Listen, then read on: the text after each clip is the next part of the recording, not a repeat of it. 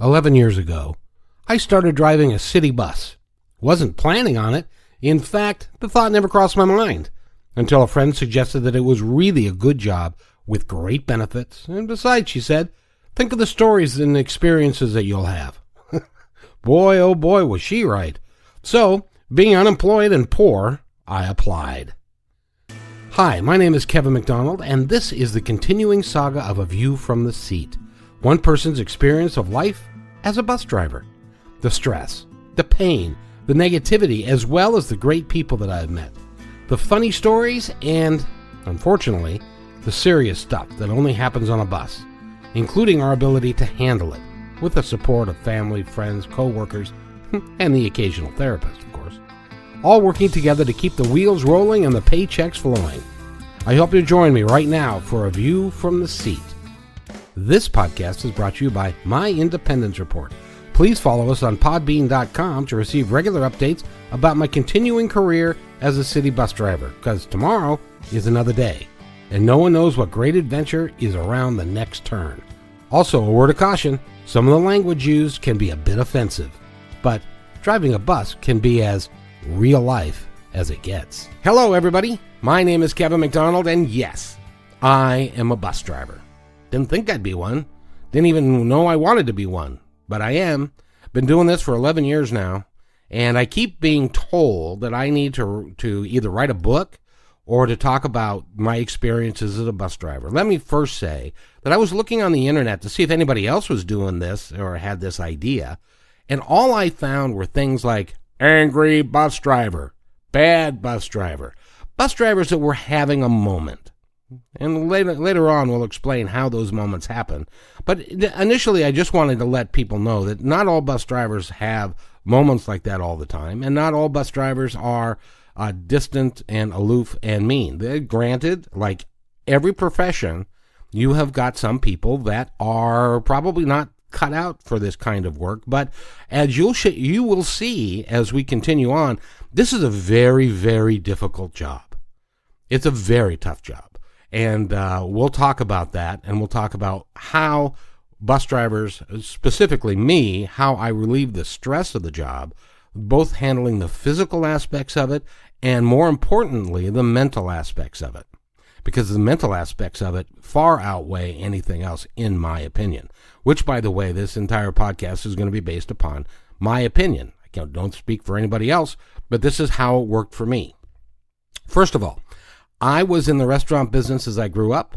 I was in restaurant management. I had my own production company, which is where Positive Talk Radio came from. And you can listen to some of the other episodes on My Independence Report. Just scroll down and you can see some of the best of, some of the things that some of the people that I interviewed. I interviewed Gary Zukoff and Neil Donald Walsh and a gal who had created an album for Gilda's Club. Somebody else that talked about past life regression. So there's lots of material there for you to look at. And that was when I was executive producer of Positive Talk Radio and what we did there. Unfortunately, because of the setup and how difficult it is to get advertising or enough advertising to make it work, that I had to shelve that project for the time being. But that has morphed into this project, which is the podcast My Independence Report, and I hope you'll enjoy it. So after I left the restaurant industry and left distribution and sales management and manufacturer's rep, I started my own company. That didn't work out, and then unfortunately I got a divorce, which cost me my house and a whole bunch of other stuff.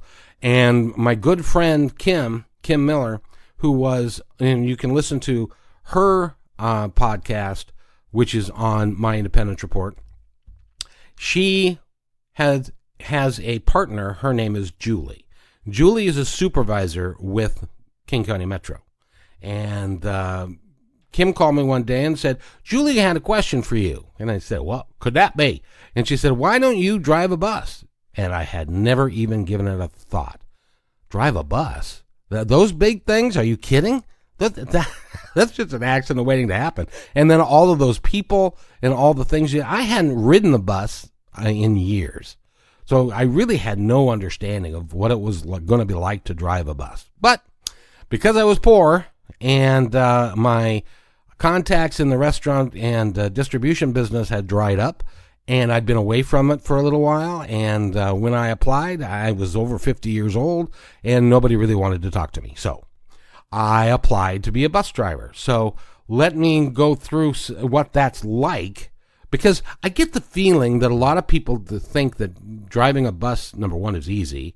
Number two, that doesn't take a great deal of intelligence, and that at least that's the impression that I get. And so, and a lot of people are scared, won't even apply to do that job. So what I did was I started down the road of becoming a bus driver. And this podcast, by the way, is going to be about the experiences that I've had over the last 11 years. I have a 10-year safe driving award. I've been with King County Metro 11 years. I've never been late, which is hard to do in any job, but I've never been late. I've been operator of the month. And so I'm uniquely qualified to be able to talk to you about what it's like, what it's really like to be a bus driver, and the experiences that go with it. So first of all, let me talk about the interview process. Now, this was 2008. And I don't know if you remember, I'm sure most of you do, 2008 was the beginning of the Great Recession. Well, unemployment was higher. It was like 9 or 10% at the time. And so it was difficult to get a job. And King County Metro was hiring for the first time in a while. And so when I went down to the training office, there were, and Julie told me, get there early. Get there early and sign up earlier, because that's important. Didn't realize why, but it's important because that's the seniority with which you will go into your part-time class with. And that leads to all sorts of things, the work that you pick, the base that you pick, all of those things in the classroom. And so I got there really pretty early, and I was the fourth one to sign up. And by the time everybody got there were over 40 people in the room. And these people were all interested in driving a bus for a living. So, and they came from all different walks of life. There was a warehouse manager for Toys R Us, because Toys R Us was downsizing. There was a executive with Coke who had retired, but he wanted to do something meaningful. There were teachers. There were people, immigrants, people from Kenya, people from all sorts of Eastern Europe. And all of these people got together in this classroom, and they showed a video. The video was about a bus driver and all of the things that he had to go through on a daily basis. And so at the end of the video, they gave us a little quiz and asked us questions about that video and how we would respond, not how he did, but how we would respond to various situations. And you did this individually. So I wrote everything down, turned it in. Well, as it turns out, because Julie had given me forewarning that focus on customer service, focus on being good with the people and good customer service. And so apparently I did pretty well. So they passed me on to the next step, which was an interview. So I went in and had an interview with a supervisor that was in the training department, and that apparently went well.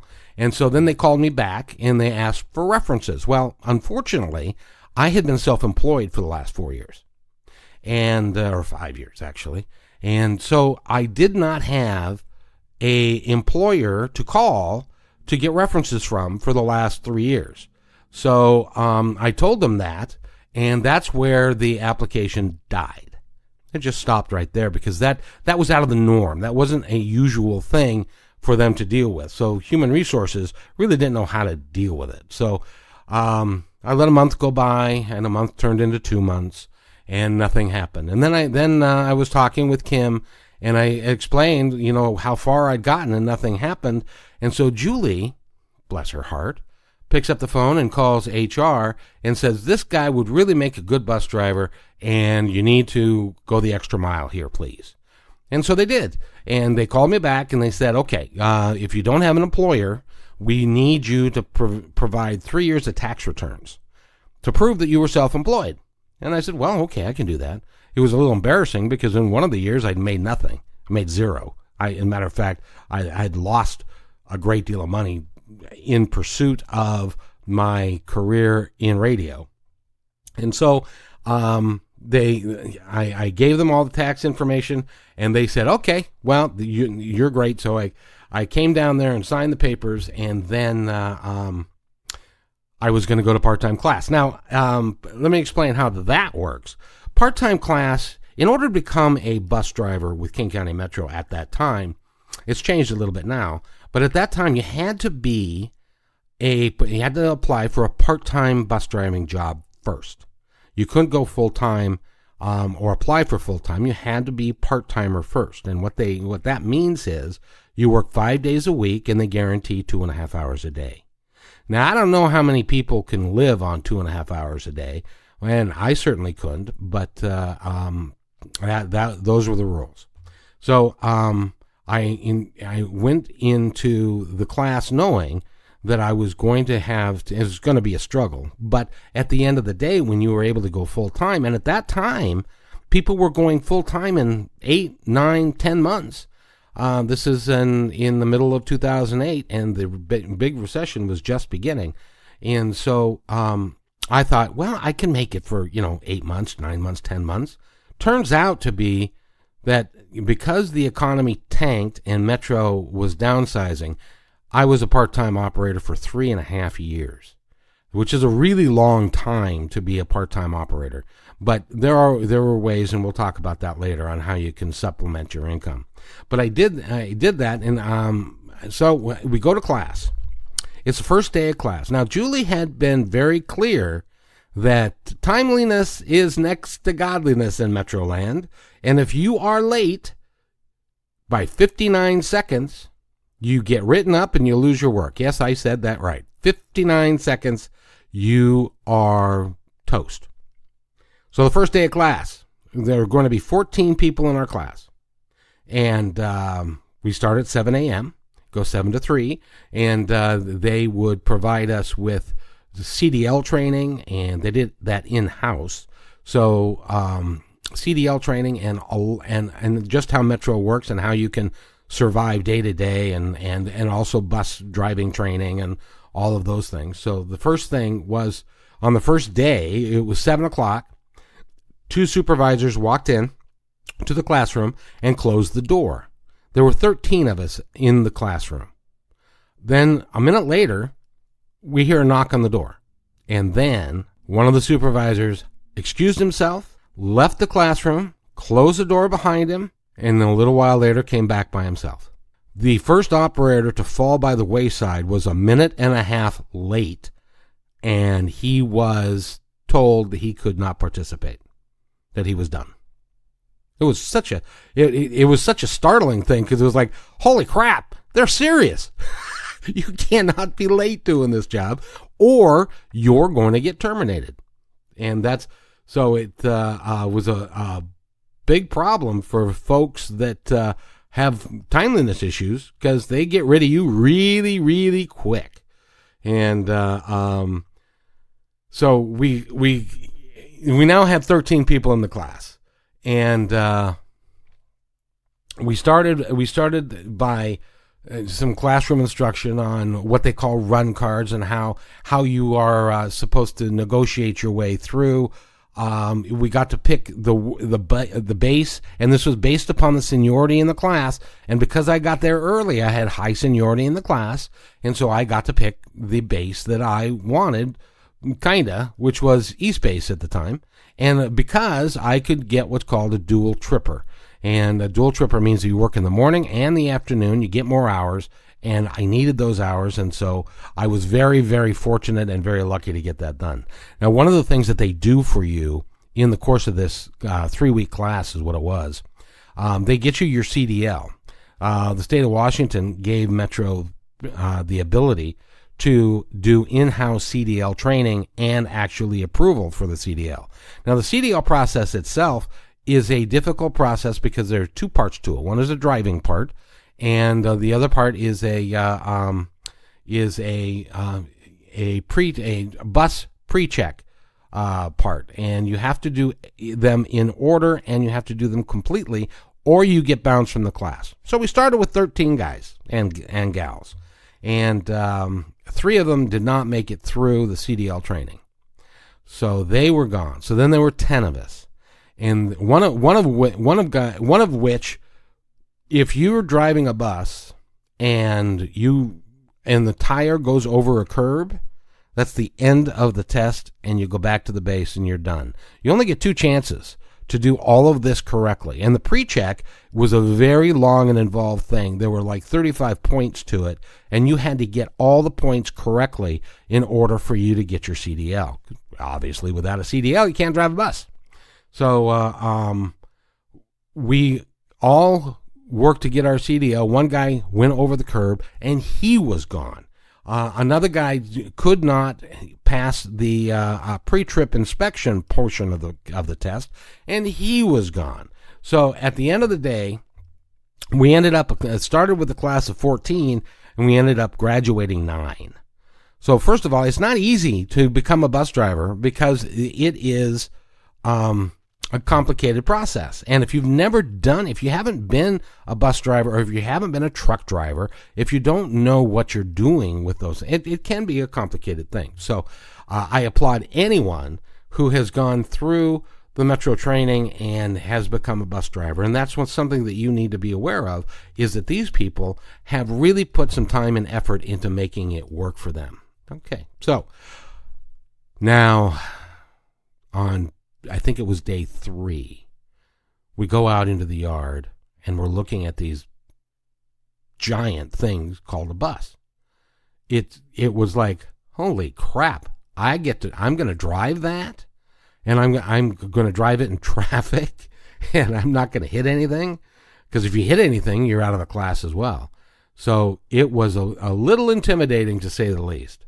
But the interesting thing about driving a bus is, when you are in the passenger seat, it looks like it's difficult to do, but when you're in the driver's seat, you got a clear vision of everything, and it really is not that difficult to be able to drive a bus. The biggest part about that is being aware enough all the time not to make silly mistakes. As a full-time bus driver told me one time, he said, just stay in the line, show up on time, stay in the lines, don't hit shit, and you'll be fine. And it worked out just fine for us to do that. There was one guy, as time went within this class, he was a bartender by trade, and so he worked till 2 o'clock in the morning, generally speaking. So he would get into the class at 6:59 and a half, and just barely squeak in. And then, but he made it through, and he got his CDL. And one of the final parts of your part-time training is that you go to the base that you're going to be assigned to, and you drive with an experienced operator for 3 days on your route, and could be different routes. And with the operator judging you and coaching you on how to be a good bus driver.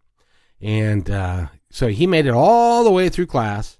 All the way through, and then in 2 days of this, on the 3rd day of this driver training, he got off work at 2 o'clock. He had to report at like 9 o'clock in the morning, and he fell asleep, and he didn't get up right on time, and then traffic was bad on 405, and he showed up late, and he was gone, just like that.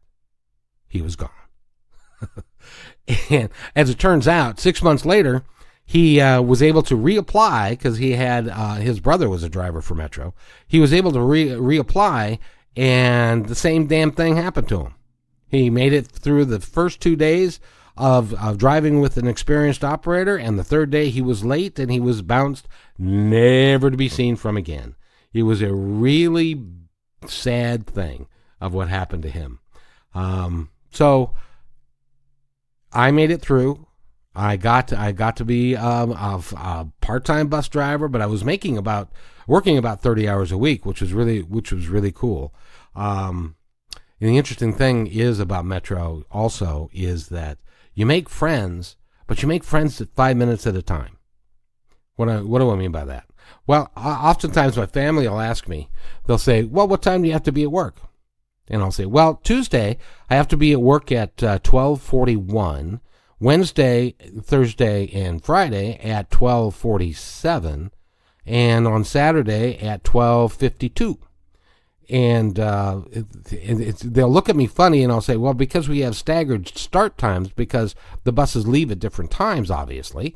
And so you end up going to the base, and you end up making friends with people that happen to be, their work is scheduled about the same time. So you go in and you sign in, and you get ready, you grab all the things you need for the schedules and the transfers and those things.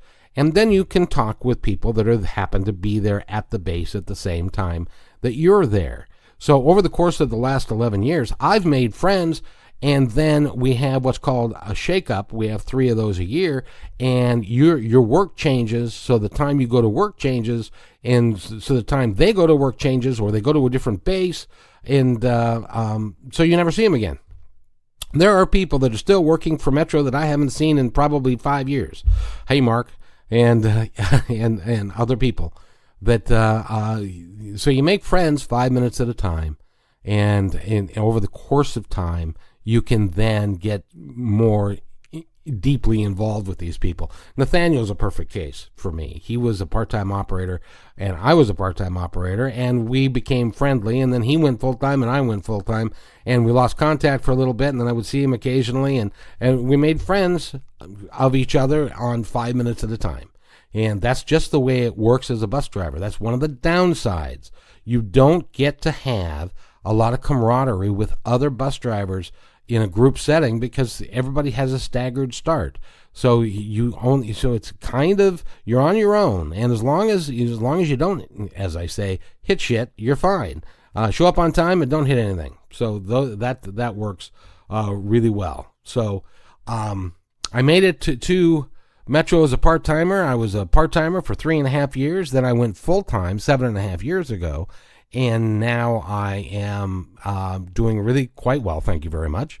But I want to talk a little bit more about the part-time class. One day, this is interesting. One day, we had some full-time operators, and we had a chief come in to talk to us, because some of us had never driven a bus.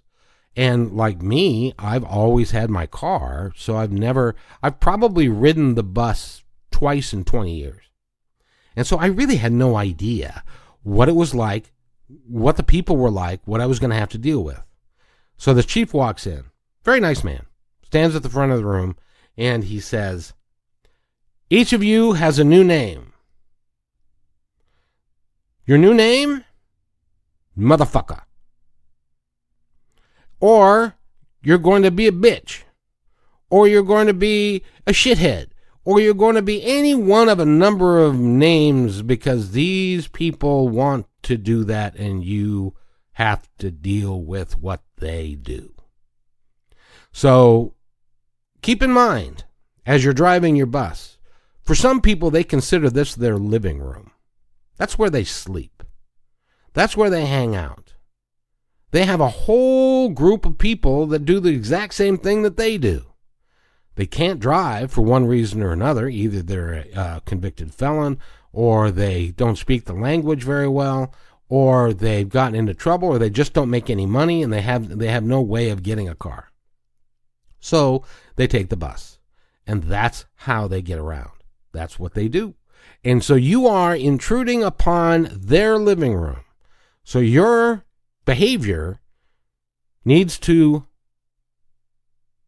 be open and honest enough and quiet enough to where you let these people be in their living room, because you're intruding upon their space. And I found that to be true, because being a bus driver, you have to be. Now, let me preface this by saying, when I was in the restaurant business, I dealt with people all the time. Lots and lots of people. I'd have, on Friday, Saturday night, we did $7,000 or $8,000 or $10,000 in business. And so we'd have hundreds of people in the bar, in the restaurant, and plus I had a staff of 70. So I dealt with people all the time. I considered myself really good at dealing with people. But there's a difference. When you're driving a bus, these people don't want to be there any more than you might not want to be there. They're riding the bus because they have to. They can't drive. Or in some cases, if they're coming from the east side into Seattle, they don't drive because parking is so expensive. And so you end up having two different types of clientele. You have what I call the commuters, and these are people that don't want to pay for parking. And so they're predominantly 9-to-5ers. And they go and they pay their fare and they sit down and they behave themselves and they do what they've got to do. All they want to do is to get to work. All they want to do is to do what they got to do to make a living. And then there's the other kind. These are the people that don't have a job, don't necessarily even have a home. They may have some drug issues. They may have some police issues. There's all kinds of different folks. And these are the folks who are there because they have to be. They don't want to be. And so consequently, there's a lack of power for them. Personal power. They're lacking because they have to ride the bus to get to where they're going. And so consequently, if you make it difficult for them or argue with them, it can become a very bad situation for you. And so you have to learn. It's one of the most difficult parts of driving a bus is learning how to deal with a lot of different kinds of people and understanding where they're coming from. And in future episodes, we are going to talk a lot about the various experiences that I've had and situations that have come up while driving the bus that in most 95% of it is dealing with other people. Now, earlier I said that I was 10 years accident free. That's really actually not true. I'm 10 years preventable accident free. And let me talk a little bit about that. When in bus driver land, in the bus driver world, there's no such thing as at fault or fault when it comes to accidents. It is preventable or non-preventable. A preventable accident is something that you could have done something different to prevent that accident from happening. A non-preventable accident means that you did everything reasonably that they could reasonably expect you to do, and still the accident happened. And so that becomes a non-preventable accident. So a preventable accident has points attached to it based upon the dollar value of the damage to the bus and the damage to the other vehicle and or people. And to make matters even worse, if you get into an accident and somebody goes to the hospital, then you have to go have a urine analysis done for a drug test, and you're off work until that drug test comes back clean. If it doesn't come back clean, you're in a whole heap of trouble. And which includes, now Washington State, as an example, is marijuana is legal here. Unfortunately for bus drivers, marijuana is still, because we operate under federal guidelines, marijuana is still a banned substance. So if you have a substance if you show that you have marijuana in your system, you also will get bounced. So you have a preventable accident and a non-preventable accident. I've actually had, and we'll talk about this later on, but I've actually had 4 hit and runs, and I've been rear-ended by a bus. And I'll go into those stories a little bit later. But so basically all I wanted to get out with this particular podcast is just to let you know that A View from the Seat is going to be a continuing series of podcasts based upon my experiences as a bus driver, as well as I'm going to invite other bus drivers to come talk about what's it like for them to be a bus driver. How difficult is it to get through your day? How difficult is it to keep your mouth shut? As Ron White says, the comedian, he says he has the ability, or he has the right to remain silent, but he doesn't have the ability. That's my problem. Oftentimes I just don't have the ability to remain silent. But in 11 years, I've never been assaulted. And I've never even, well, one time was kind of close, but never really have been assaulted. In the meantime, my fellow bus drivers, many have been assaulted. Many have been spit on. 2 have been shot. Fortunately, they both survived. Many have been really badly hurt in an assault. And so it's a difficult job. It's a difficult place to be, and to be there 40 hours a week or 45 hours a week, or some of these guys work a lot longer than that. But it's difficult to work that much and maintain your sanity and a smile and be happy-go-lucky all the time. It's hard to do. Some are able to do it, but it depends on your mental makeup. In 7.5 years of being full-time, we've gone through as a company 900 full-time drivers. When I first got there, I was number 1,700 and something. Now I'm number 900. So we've gone through a lot of people. This is one of those jobs. It's hard. In our part-time class, the lecturer said, there were 13 of us at that time. No, ended up being 9 of us on this day. And he said, 4 of you are going to make it to retirement. Those are the statistics. Everybody else is going to be gone. And either some of them will get promoted, but a lot of them some of them will not be able to do it physically. It's a very physically demanding job. The repetitive stress is just amazing. And so it's a difficult job. And so my message here to everyone that is listening is cut your bus driver a break. It's a hard job.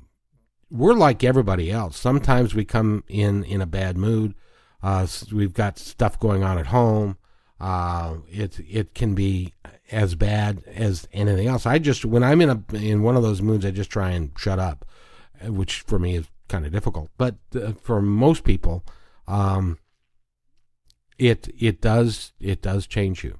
So please be kind to your bus drivers. Understand what we go through to get to do this job and to do it well every day that we turn around. So I hope that you will continue to listen to A View from the Seat. My name is Kevin McDonald, and on our next podcast, we're going to start talking about seniority. We're going to start talking about incidents that happen on the bus, and the stories that I've amassed over 11 years. And I hope you'll find it entertaining. And again, thank you very much for listening. My name is Kevin McDonald, and remember, forever trust in who you really are, because nothing else matters. We'll see you next time on My Independence Report.